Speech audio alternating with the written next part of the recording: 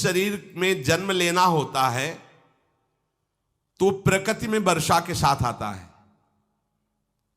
प्रकृति में वर्षा के साथ आया, और फसल में मूली, गाजर, गेहूं, अन्न, इनमें वो जीव प्रवेश करता है और उसे माता पिता दोनों पाते हैं।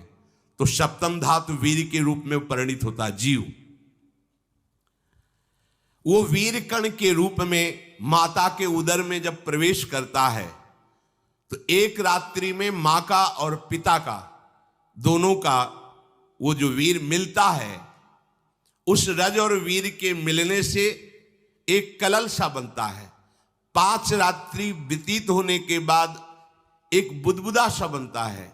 10 रात्रि व्यतीत होने के बाद एक बेर की सी आकृति होती है। फिर उसके बाद उसमें धीरे धीरे मांसपेशियां बढ़ने लगती हैं।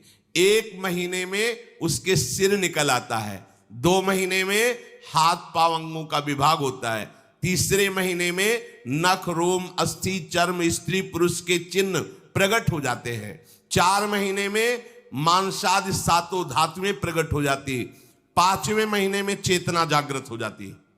जैसे अपने चेतना, ऐसे 5वें महीने में गर्भस्थ शिशु की चेतना जागृत हो गई।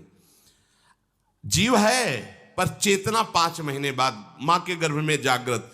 अब उसे भूख लगती है, प्यास लगती है, वहां की तापमयी जलन, पीड़ा, छोटे छोटे कीड़ों के द्वारा काटना, 6ठे मास में झिल्ली से लपटा हुआ मां की दाहिनी कोख में कीड़े की तरह तड़पता है। उस समय माता को कड़वे और खट्टे पानी की लालसा होती है, जिससे उसके अंगों में जाकर भयंकर जलन होती है। यह है भोग।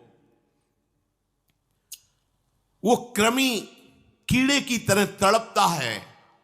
मलमूत्र के गड्ढे में बीच में झिल्ली में बंधा हुआ वो जीवात्मा सुकुमार तो होता है, वहां के कीड़े उसे नोचते हैं छोटे छोटे, वो तड़पता है। माता प्रसन्न होती कि जब बच्चा हिलता है, बोले है उसकी दुर्गति हो रही, वहां भयंकर कष्ट पा रहा है। ऐसा क्लेश होता है कि क्षण क्षण में बेहोश होता रहता है। माता के खाए हुए कड़वे, तीखे, गरम, नमकीन, रूखे, खट्टे, यही पदार्थ पाने की इच्छा होती है माता, क्योंकि उसको भोग भोगना है। उसके कोमल शरीर में भयानक पीड़ा होती है जब माता ऐसे पदार्थ खाती है।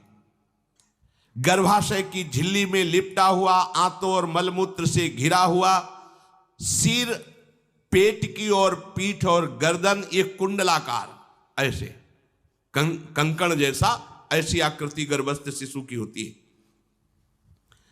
पिंजड़े में बंद पक्षी के समान पराधीन, ना तो वो हिलडुल सकता है ना बोल सकता है, बड़ा असमर्थ दुख को भोग रहा है, चेतना पूरी है। इसी समय भगवान द्रवित होकर उसे ज्ञान देते हैं, गर्भस्थ शिशु को, सबको। जे उसे ज्ञान होता है तो सैकड़ों जन्म के कुकर्मों से याद आते हैं, सैकड़ों जन्म के।